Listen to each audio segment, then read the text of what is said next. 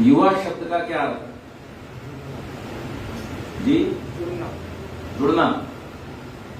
और बताएं, जो आपको समझ आता है, जो है वो तो मैं बता ही दूंगा बाद में, जो आपको समझ आता है वो आप बताइए कि युवा शब्द का क्या अर्थ है। बताइए। देखो, संस्कृत में जितने शब्द हैं उन सब का एक मूल धातु होता है, रूट, जहां से उसका जन्म होता है। लेकिन जब किसी रूट से कोई वृक्ष बनता है तो उस वृक्ष पर केवल एक तना नहीं होता, शाखाएं होती हैं, प्रशाखाएं होती हैं, फिर उनके पास पल्लव होते हैं, पुष्प होते हैं, बहुत सारी चीजें होती हैं। तो एक ही शब्द के अनेक अर्थ होते हैं। तो ऐसा नहीं है कि कोई शब्द का अर्थ बता दिया तो फिर दूसरा अर्थ नहीं हो सकता। तो इसलिए मैं फिर दोहराता हूं कि आप जो अर्थ समझते हैं वो बताइए, युवा का क्या अर्थ है आपके हिसाब। हाँ जी, अच्छा चलो, मेरे चेलों में से कोई बताएगा। जवान, बहुत बढ़िया। और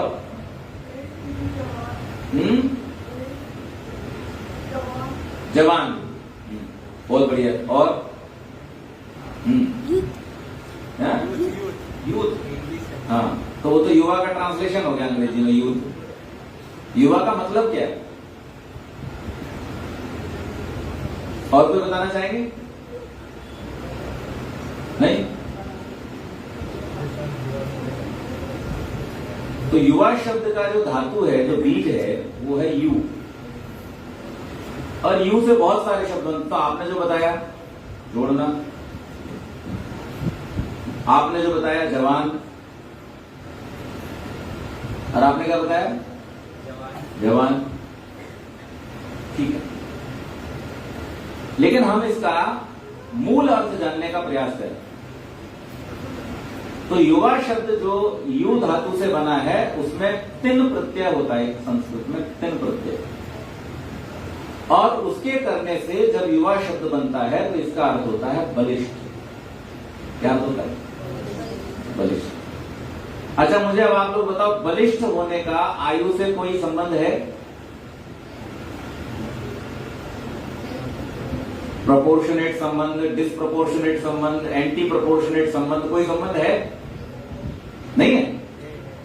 है? कितने लोग मानते हैं कि है और कितने लोग मानते हैं कि नहीं है? पहले है वाले खड़े करते हैं हाथ अपने। अच्छा, आप सब मानते हो कि आयु का और बल का संबंध है। अच्छा, कितने लोग मानते हैं कि संबंध नहीं है? आप मानते हो संबंध नहीं, आप भी मानते हो संबंध नहीं। तो आपका ये मानना कि संबंध नहीं है, इसके पीछे क्या लॉजिक है? किस कारण से आप ऐसा मानते हो कि आयु का और बल का कोई संबंध नहीं है? आप जब छोटे थे, इतने बड़े थे, तब आप में जो बल था वो अभी है? अभी उतना बल है या उससे ज्यादा है? ज्यादा है। और आपसे जो 20 साल बाद अब से आप जो होगे उसमें इतना ही बल होगा या इससे कम होगा या इससे ज्यादा होगा? कम होगा। और 20 साल बाद और कम हो जाएगा। अच्छा, आपने जो बोला कि संबंध है, तो आप अपना लॉजिक बताओ, आपका लॉजिक क्या है? यही लॉजिक है। ठीक है, कहाँ से बलिष्ठ होना है? मन से, बुद्धि से, विचारों से, ज्ञान से, सब जगह, सब जगह, हर एक जगह में क्राइटेरिया अलग अलग है। तो जैसे कि एज बढ़ते जाएगा तो आप ज्ञान से बलिष्ठ हो जाओगे, वहां पे आप शक्तिशाली बन जाओगे, ऐसा आपको लगता है? हाँ। और अगर शरीर से है तो फिर गुड, बढ़िया लॉजिक है। तो अब इस पर हम चर्चा करें, ठीक है? तो हम समझेंगे। तो जब ऋषि कहता है कि युवा का अर्थ है बलिष्ठ, तो इसका मतलब यह है कि जो अवस्था मनुष्य में सब प्रकार के बल का सर्वाधिक समय है उसका नाम है युवा। यानी जब आपके all type of strength is at its peak, उस समय का नाम क्या है?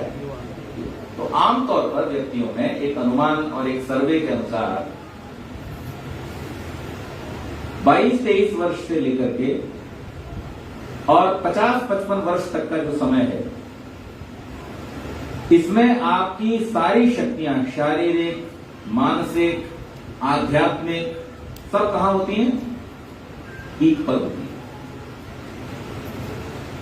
आप मैच्योर भी होते हैं, आप एंथुजियास्टिक भी होते हैं, आप एक्टिव भी होते हैं। तो ये तीनों चीजें मिला करके अगर हम देखें तो वो एज कौन सी है? 22 साल से लेकर 52 साल, मतलब 30 साल का समय मान लीजिए। अब एक और बात हमें समझनी होगी कि यदि हम कोई बहुत सुंदर भवन बनाना चाहते हैं तो हम किधर से बनाना शुरू करेंगे? है जी, नीचे से। कितना नीचे से? जितना ऊपर बनाएंगे उसके हिसाब से है, जितना ऊपर ले जाना है उसके हिसाब से उतना नीचे हमको उसके प्रोपोर्शन में जाना पड़ेगा। अगर ऐसा नहीं किया तो ऊपर से गिर जाएगा। तो इसलिए यदि हमें जीवन में क्या बनना है? सफल बनना है, तो जितनी अधिक सफलता हमको प्राप्त करनी है उतना ही हमारे जीवन का फाउंडेशन गहरा होना चाहिए। यहां तक कोई दिक्कत नहीं? समझ में आ रही है बात सीधी सीधी? अब आप मुझे ये बताइए कि मनुष्य का विकास का फाउंडेशन क्या है? What is the foundation of the development of human being? आप कैसे परिभाषित करेंगे कि कोई व्यक्ति कितना विकसित हुआ है? इसका फाउंडेशन क्या है?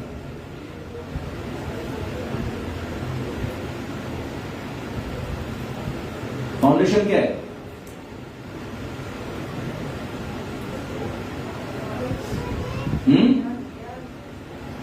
हाँ, ज्ञान। ज्ञान तो प्राप्त करना है, वो तो टारगेट है।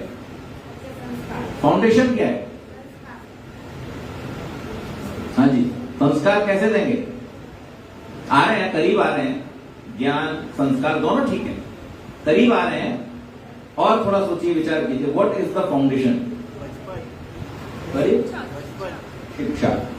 Very excellent. इनके लिए एक बात बतानी है मुझे। Education is the foundation of human development. जैसी शिक्षा होगी व्यक्ति का वैसा निर्माण हो जाएगा। और आज हमारे सामने जो परिस्थिति है वो इतनी मुश्किल है, भयावह है कि हमारा जो सबसे कम ध्यान है वो एजुकेशन पर है। आप में से कितने लोगों को लगता है कि आप एजुकेशन पे ध्यान दे रहे हो अपने बच्चों की? जिनके बच्चे हैं वो बच्चों की, और जो बच्चे हैं वो तो बेचारे क्या ध्यान देंगे? तो आप में से कितने लोगों को लगता है कि आप अपने बच्चों की एजुकेशन पे ध्यान देते हैं? बताइए। आपके बारे में पूछ रहा हूं, मेरे बारे में नहीं पूछ रहा। आप में से कितने लोग हैं जो ऐसा फील करते हैं? पीछे बैठे हैं वो भी, आगे बैठे हैं वो भी, बताएं जिनके पास बच्चे हैं और वो बच्चों की एजुकेशन में ध्यान देते हैं कि बच्चे हमारे क्या पढ़ रहे हैं, कैसा पढ़ रहे हैं, उन्हें कैसा पढ़ना चाहिए। इस पर कितने लोग हस्तक्षेप रखते हैं या ध्यान करते हैं? मेरे ख्याल से कोई नहीं। अब आप सोचो कि कोई घर बन रहा है, कोई बहुत बड़ी बिल्डिंग बन रही है, बहुत बड़ा भवन बना के तैयार करना है, और उसमें जो काम करने वाले लोग हैं उनको देखने वाला कोई सुपरवाइजर है ही नहीं।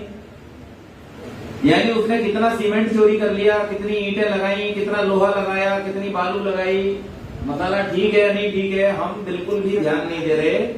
हमने उसके ऊपर छोड़ दिया, भैया तेरी मर्जी, तू बना के दे दे, जैसा बना के देना है। बोलो भवन कैसा बनेगा? गड़बड़ हो जाएगी। आज के हिसाब से क्या लगता है आपको? जिन पुलों के निर्माण के समय में अधिकारियों की विजिट नहीं होती, या अपनी विजिट्स को जो कॉम्प्रोमाइज कर लेते हैं धन के अगेंस्ट या किसी और चीज के अगेंस्ट, ऐसे पुल गिर जाते हैं कभी भी। देखिए अभी आपने पिछले साल में 2-3 साल में सुने होंगे बहुत सारे पुल गिर गए। कोई बिहार में गिर गया, कोई मध्य प्रदेश में गिर गया, कोई बम्बई में गिर गया, तो पुल गिर गया। बिल्डिंग्स गिर गई या गलत बन गई तो गिरानी पड़ी। इसी प्रकार से व्यक्ति का निर्माण होता है शिक्षा से। और अगर शिक्षा ठीक नहीं हुई तो आप निश्चित मान लीजिए कि या तो वो बिल्डिंग खुद कोलैप्स हो जाएगी या फिर उसे कोलैप्स करना पड़ेगा, वो गलत बन जाएगी। और इसलिए ये बहुत आवश्यक है कि हम इस बात को समझें कि हमें अपनी संतानों को कैसी शिक्षा देनी चाहिए। अब मेरा अगला प्रश्न, शिक्षा की शुरुआत कहां से होती है? स्कूल से, नर्सरी से, प्लेवे से, कहां से?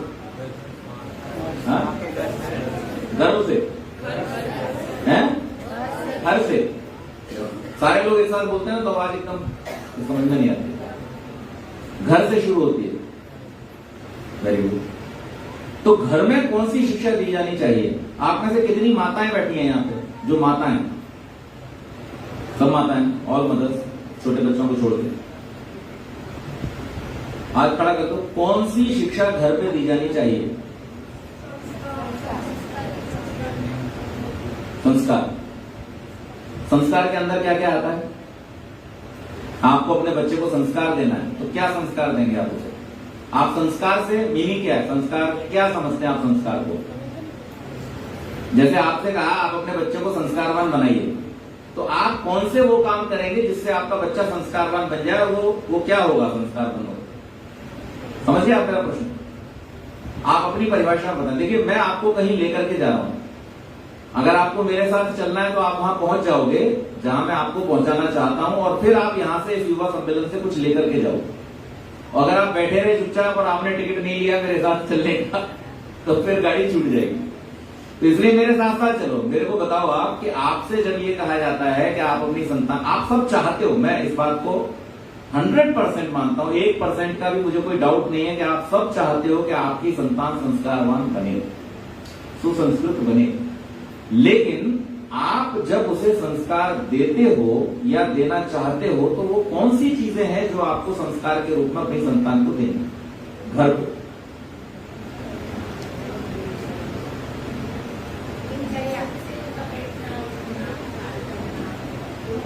वेरी गुड, बहुत अच्छा। हाँ जी, हाँ, झूठ नहीं बोलना, बहुत अच्छा। और तो इसका उत्तर महर्षि दयानंद सरस्वती ने सत्यार्थ प्रकाश के दूसरे समोल्लास में शिक्षा विषय पर चर्चा करते हुए दिया। क्या करना माता पिता को? माता पिता अपने बच्चों को व्यवहारिक शिक्षा क्या देंगे? तो बहन जी ने जो उत्तर दिया वो बिल्कुल ठीक है। उन्होंने बताया बैठना, उठना, बोलचाल करना, ये क्या है? व्यवहार है। ये आपका अध्यापक नहीं सिखाएगा। ये कौन सिखाएगा? ये माता पिता सिखाएंगे। इसीलिए जिन परिवारों में गाली दी जाती, कितने अध्यापक होंगे, विद्यालय होंगे जो अपने बच्चों को गाली देना सिखाते होंगे? नहीं ना। जितने बच्चे गाली देते हैं या अपशब्द बोलते हैं, वो सब कहां से सीखते हैं? घर से सीखते हैं।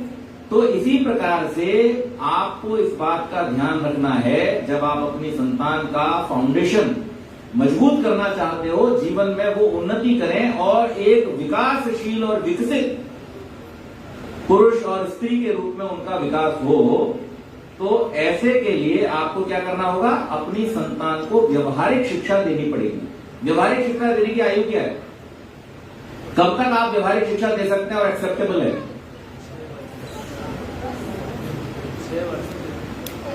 6 और 10 वर्ष और ठीक है, 2 साल पीछे 2 साल आगे 8 वर्ष। कब तक दे सकते हैं? 8 वर्ष की अवस्था तक आप अपने बच्चों को व्यवहारिक शिक्षा और मातृभाषा, ठीक है, मातृभाषा, वर्णमाला आदि ये जो चीजें हैं, ये आप माता के रूप में, पिता के रूप में, परिजनों के रूप में, दादा दादी के रूप में अपने बच्चों को, इससे क्या होगा? जिस बच्चे का व्यवहार 8 वर्ष की अवस्था तक कंट्रोल्ड रहेगा अपने माता पिता के द्वारा, वो बच्चा आगे चल करके दुराचारी, बलात्कारी, भ्रष्टाचारी, झूठ बोलने वाला, बेईमानी करने वाला, राष्ट्रद्रोही, आतंकवादी नहीं बने। छोटा लाभ है, बड़ा लाभ है। तो आज हमारी आवश्यकता यह है कि हमारा जो फाउंडेशन ऑफ एजुकेशन है वो खराब हो जाए, और हमने अपने बच्चों को व्यवहारिक शिक्षा और संस्कार देना। अब संस्कार की जब हम बात करते हैं तो संस्कार के 3 मुख्य भाग हैं, और ये चर्चा मैं आज इसलिए कर रहा हूं क्योंकि यहां माताओं की संख्या अधिक है और आप लोग निर्माता हो। शास्त्र कहता है माता निर्माता भवती। माता क्या है? बच्चे की निर्माण करने वाली है, निर्माता है। वो जैसा चाहेगी, और ये साइंस, विज्ञान, तकनीक, और जो हमारी आद्य परंपरा, संस्कृति और ऋषियों की मंतव्य है, उन सब के द्वारा प्रूव हो चुका है। इसमें कोई किसी प्रकार का 1% का भी संदेह नहीं है।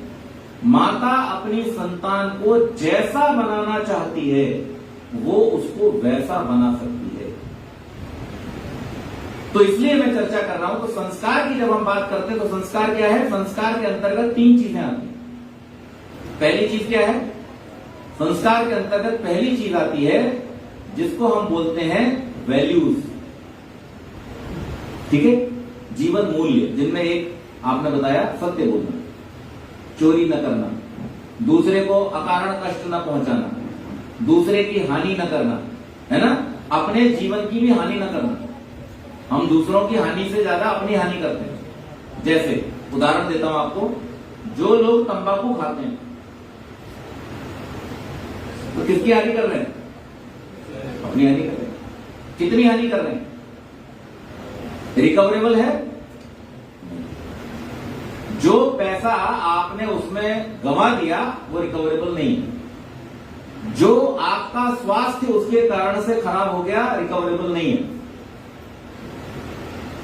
तो व्यक्ति अपनी हानि अधिक करता है। इसलिए संस्कार का पहला जो मुख्य अर्थ है वो क्या है? वैल्यूज। हम अपनी संतान को पहले वैल्यूज दें। किस रूप में? कि हमें सत्य का पालन करना है, किसी को कष्ट नहीं देना। किसी को कष्ट नहीं देने के अंदर क्या क्या बातें आ जाती हैं? हमारे व्यवहार से जुड़ी हुई। हमारे व्यवहार में एक मुख्य अंग है हमारा भोजन करना। हम सब भोजन करते हैं, तो हमारा जो भोजन है वो भोजन कैसा होना चाहिए? किसी को कष्ट देके होना चाहिए या बिना किसी को कष्ट दिए होना चाहिए? अच्छा, जो किसी को मार के खा जाता है वो कष्ट देके कर रहा है, बिना कष्ट दिए कर रहा है? सही बात है कि गलत बात? करना चाहिए? मार के खाना चाहिए? नहीं खाना चाहिए। उससे क्या हानि होगी? उससे भी 2 प्रकार की हानि होगी और बड़ी भयानक हानि है। पहली हानि क्या है? पहली हानि ये है कि जो किसी को मार के खाएगा तो उसको जो कष्ट आपने पहुंचाया परमात्मा की व्यवस्था से, आपको भी कष्ट उसके बदले में प्राप्त होगा। आप बच नहीं सकते। अवश्य में भोक्तव्यम कृतम कर्म शुभाशुभम। इस संसार में जो कुछ भी हम करते हैं और जैसा भी करते हैं वैसा फल परमात्मा की व्यवस्था से हमको मिलेगा ही मिलेगा। आम बोया है तो आम मिलेगा, बबूल बोया है बबूल मिलेगा, सुख बोया है सुख मिलेगा, दुख बोया है तो अगर हमने हमारे जीवन यापन के लिए, हमारे भोजन के लिए किसी को मारा, किसी को कष्ट पहुंचाया, तो ये हमारी हानि हो जाएगी, इसमें हमारा लाभ नहीं होगा। और दूसरा क्या होगा कि आपके शरीर में जो अखाद्य पदार्थ गया, वो खाद्य पदार्थ नहीं है, अखाद्य पदार्थ, उससे आपके स्वास्थ्य की हानि होगी।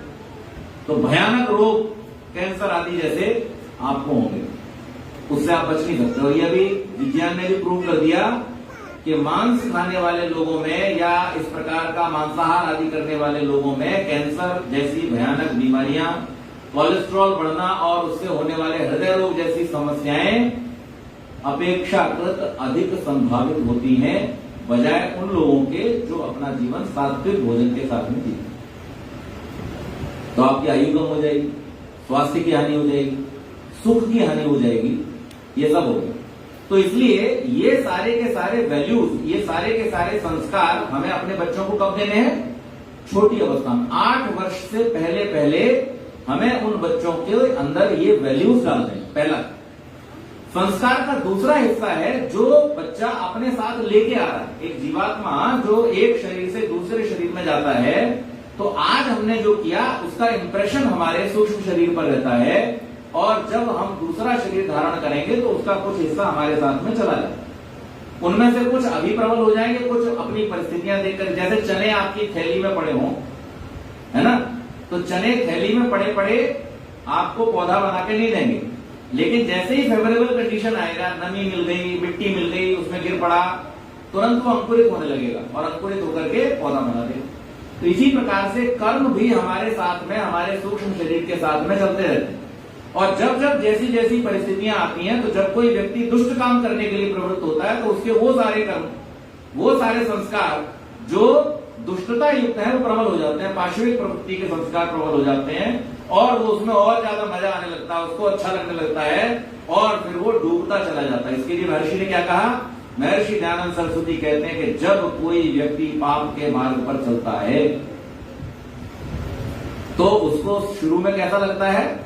अच्छा लगता है, लेकिन धीरे धीरे वो पाप उसके सुख की सब मूलों को, सब जड़ों को नष्ट कर देता है। और जब जड़ सूख जाती है फिर आप रिकवरी नहीं कर सकते, फिर पेड़ सूखना ही सूखना। तो इसलिए हर व्यक्ति अपने साथ, जीवात्मा अपने साथ जो पुराने संस्कार लेकर के आ रहा है, अब आपको क्या करना है?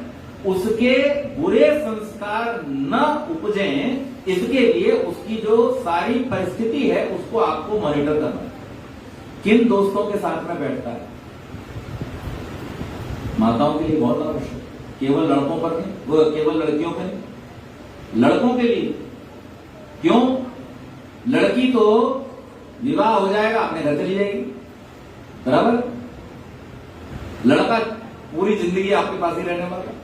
दूसरी बात, आप अपनी लड़की का ध्यान नहीं रखोगे तो आपकी जो संबंध बनने वाली है वो अपनी लड़की का ध्यान नहीं रखेगी। परिणाम क्या होगा?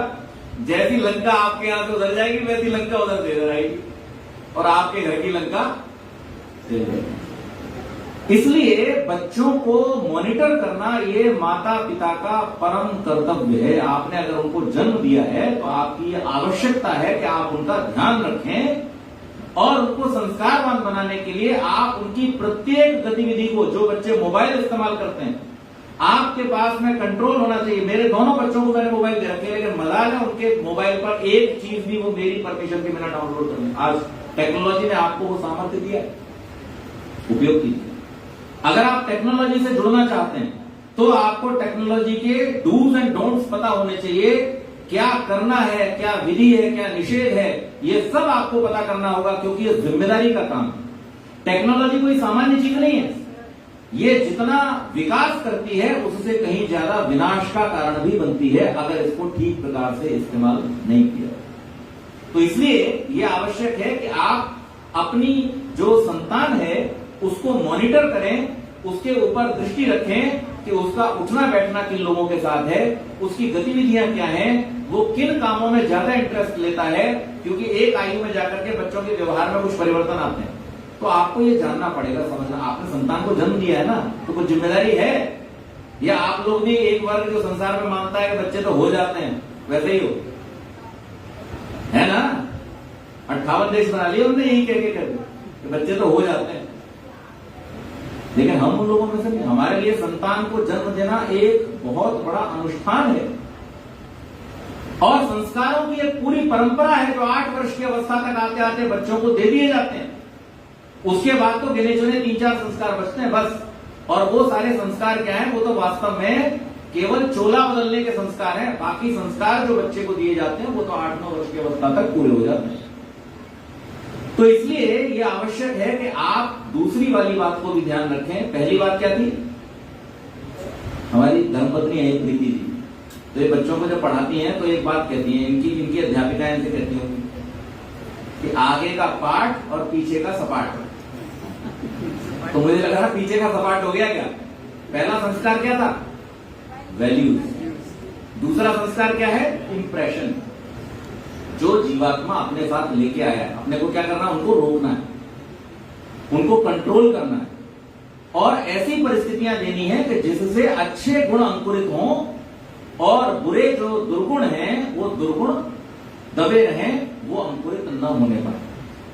तो अच्छी परिस्थितियां देंगे तो ऐसा होगा, कंट्रोल रखेंगे तो ऐसा होगा। और तीसरी चीज है संस्कार का मतलब सैक्रामेंट्स, वो विधियां, वो रिचुअल्स जिनके माध्यम से आप वैल्यूज इनकलकेट करते हैं, बच्चों को देते हैं। उस सिस्टम का नाम क्या है? सैक्रामेंट, संस्कार जिनको हम कहते हैं, जिसके लिए महर्षि दयानंद ने 16 संस्कारों से युक्त संस्कार विधि की रचना की। और पूरी वैज्ञानिक प्रक्रिया है, पूरी साइंटिफिक प्रोसेस है कि अगर आप चाहते हैं कि आपके घर में कैसी संतान जन्म ले, तो उसके जन्म से 6 महीने पहले आपको वो प्रोसेस स्टार्ट करना पड़ता है। आपको वैसा खान पान, व्यवहार और अपने परिवार का वातावरण बनाना पड़ता है। उसके द्वारा आप, ये डेटा साइंटिफिकली प्रूव्ड है कि जैसी संतान चाहते हैं वैसी संतान आपके घर में जन्म लेगी। आजकल बहुत सारे लोग इसको प्रोफेशनल लेवल पे ऐसे कंसल्टेंट करते हैं और इसका नाम है गर्भ संस्कार। तो गर्भ संस्कार गर्भ में संतान के आ जाने के बाद नहीं होता, ज्यादातर लोग वही गड़बड़ कर रहे हैं। वो कब होता है? संतान को गर्भ में लाने से 6 महीना पहले, कम से कम 6 महीना पहले, ताकि आपके शरीर का शुद्धिकरण हो सके। तो ये 3 संस्कार प्रकार के जब आप देते हैं तब आप अपनी संतान को किस योग्य बनाते हैं कि जब वो युवा या युवती हो, युवक या युवती बने तो वो समाज के लिए, राष्ट्र के लिए उपयोगी हो।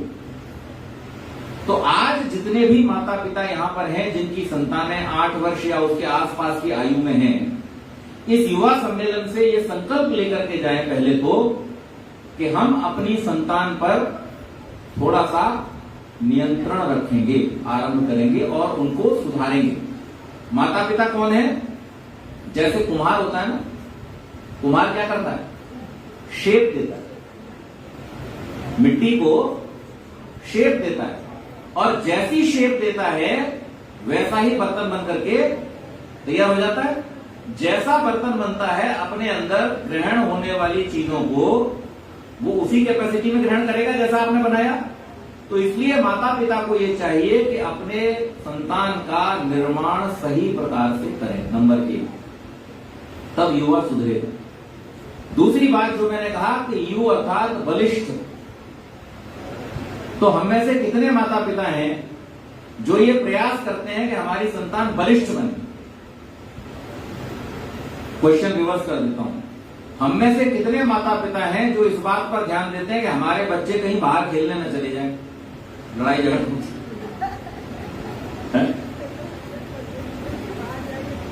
बलिष्ठ बनाने के लिए कितने लोग ध्यान देते हैं? अच्छा एक बात बताइए, कोई व्यक्ति बलिष्ठ शरीर से ज्यादा होता है, मन से ज्यादा होता है, या कोई और बल है जिससे ज्यादा बलिष्ठ होता है? हाँ जी, शरीर का बल ज्यादा महत्वपूर्ण है, मन का बल ज्यादा महत्वपूर्ण है, या कोई और बल है? मन का बल ज्यादा महत्वपूर्ण है। और शरीर से दुर्बल हो तो हमारे यहाँ की एक कहावत सुनाई देता हूं आपको, आमद कम और खर्चा ज्यादा ये है इरादे मिटने के, और ताकत कम और गुस्सा ज्यादा ये है इरादे पिटने के। बराबर? तो अगर मन तो बहुत बलवान है, जोश भरा हुआ है पूरा, और प्रधान जी चिल्ला गया कि पहलवान के सामने, काम आएगा मनोबल? क्या हो जाएगा? पिटाई हो जाएगी। तो इसलिए महर्षि जब प्रार्थना लिखते हैं तो क्या कहते हैं? जो आत्म ज्ञान का दाता, फिर आगे कहा देखो, शरीर, आत्मा और समाज के बल का देने हारा। व्यक्ति बलिष्ठ किससे होता है? 3 प्रकार के बल चाहिए।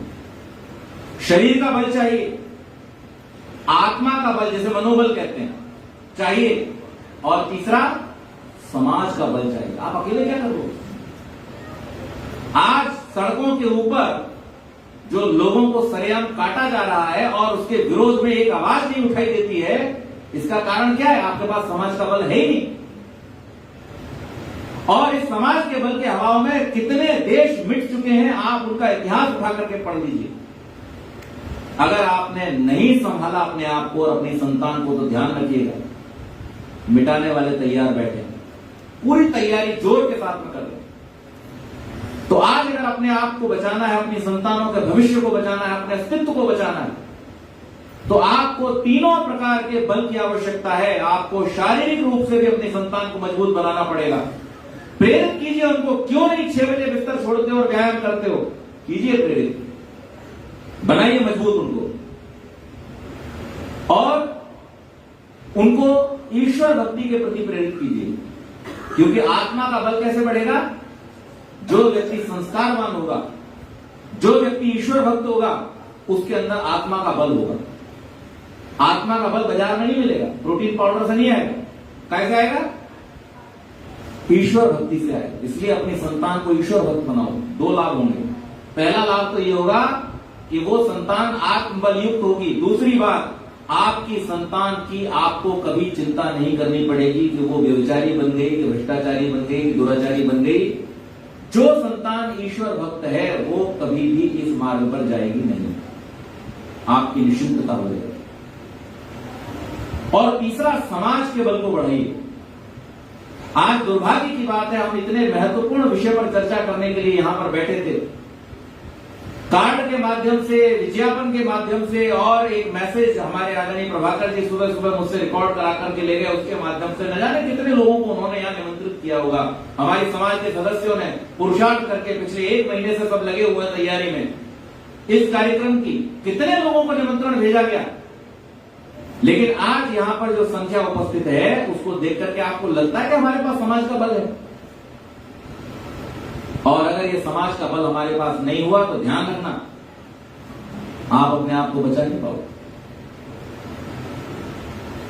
तो इसलिए संतान को संस्कारवान बनाना और उनके अंदर ये संस्कार डालना कि उन्हें ईश्वर भक्त बनना है, उन्हें अच्छा नागरिक बनना है, उन्हें राष्ट्र भक्त बनना है। मैं एक प्रश्न हमेशा पूछता हूं आपसे, आज फिर पूछ रहा हूं। आप यहां जितने लोग बैठे हैं उनमें से बहुत ही श्रद्धा से, बहुत ही सत्यता से, ईमानदारी से हृदय पर हाथ रख करके दूसरा हाथ उठा करके मुझे बताओ कि पिछले 1 महीने में आप में से कितने लोगों ने ये सोचा, करना छोड़ दो, कि मैं अपने राष्ट्र के लिए ये करूंगा, ये त्याग करूंगा, ये बलिदान करूंगा, ये काम करूंगा। हाथ रख करके दिल पे सिर्फ एक बार हाथ खड़ा कर दो।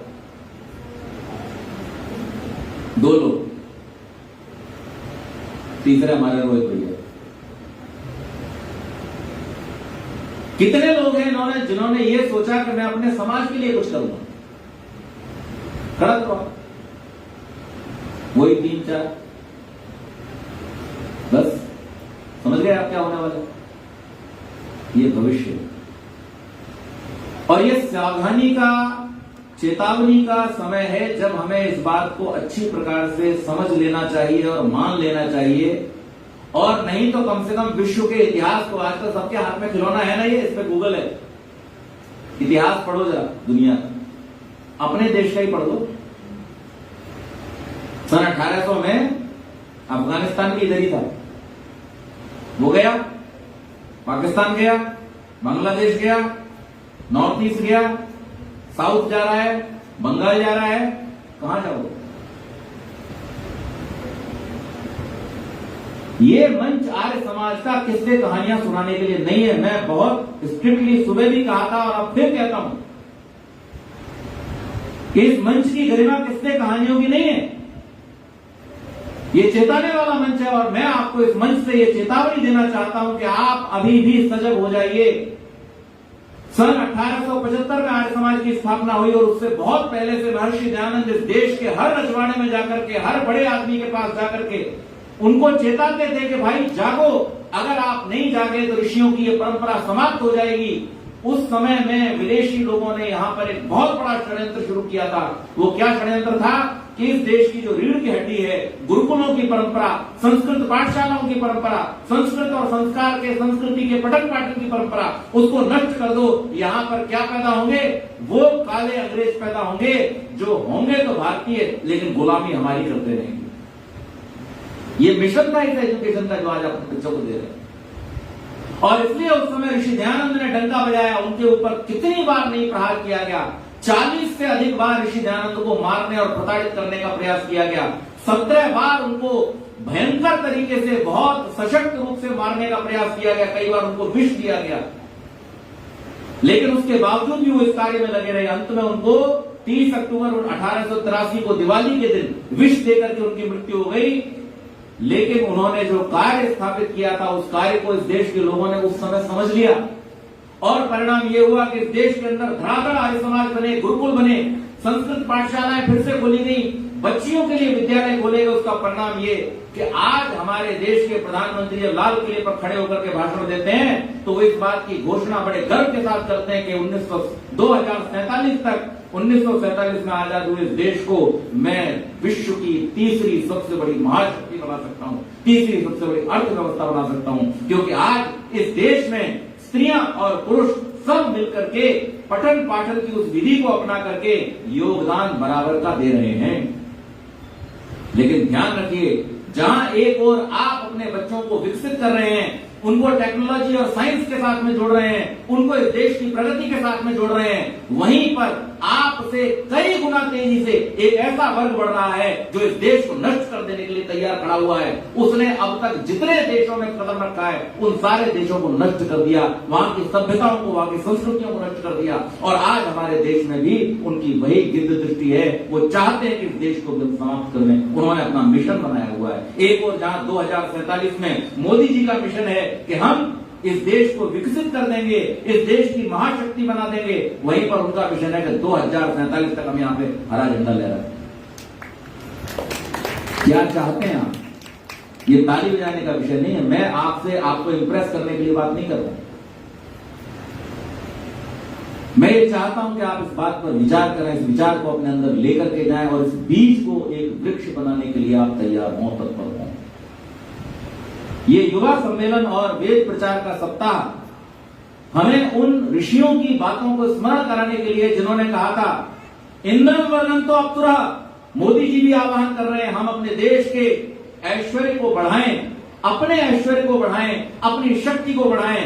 दूसरा कहा कृणवंतो विश्वमार्यम, जो मैं आह्वान कर रहा हूं, ऋषि दयानंद ने किया था, अपनी संतान को संस्कारवान बनाएं। और तीसरी बात जिसको हम बिल्कुल भूल चुके हैं पिछले 1000 साल से, वो फिर याद दिलाना चाहता हूं, ऋषि दयानंद ने भी याद दिलाई थी, आप फिर से इसको दोहरा लीजिए। अपघ्नंतो अरावणा, जो दुष्ट हैं, जो असुर हैं, उनका नाश भी हमें करना होगा। उसके लिए कोई अवतार धरती पे आने वाला नहीं है, ध्यान रखिए। इसलिए इस युवा सम्मेलन की सार्थकता तब है, इस वेद प्रचार सप्ताह की सार्थकता तब है जब हम अपने बच्चों को संस्कारवान बनाएं, अपने बच्चों को बलिष्ठ बनाएं, अपने बच्चों को सच्चे अर्थों में युवा बनाएं, उनके अंदर राष्ट्रभक्ति, समाज के प्रति उनके दायित्व, माता पिता के प्रति उनके कर्तव्य और जीवन को किस प्रकार से उन्नतिशील बनाना है, इन सारे संस्कारों को उनके अंदर डालें और अपनी जिम्मेदारी को ठीक प्रकार से निभाएं।